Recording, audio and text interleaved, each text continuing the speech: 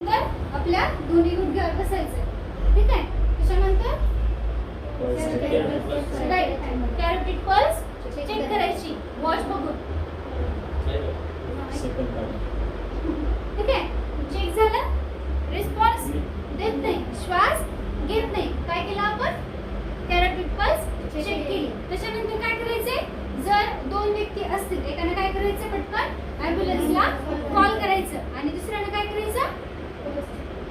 Ratio काय असणार आहे? 5:1. ठीक आहे. 5:1 देताना त्याचे स्टर्नम आहे, स्टर्नम चेक करायचा. 1 ते 1.5 इंचाच्या सेंटर पॉइंट पकडायचं, असं आठवायचं आपलं. ठीक आहे. आणि हे इथं लॉक करायचं. 5 कंप्रेशन द्यायचं आणि 1 रेस्पिरेशन द्यायचं. ठीक आहे. रेस्पिरेशन देताना हात कुठं असणार आहे? इथं ठेव. राईट. इथं हनवटीला ठेव. थोडंसं चेस्ट असं करायचं, जे एअरवे ओपन होतं. ठीक आहे. स्टार्ट करायचं. मोजायचं. 1 2 3 4 5. 1 2 3 4 5. 1 2 3 4 5.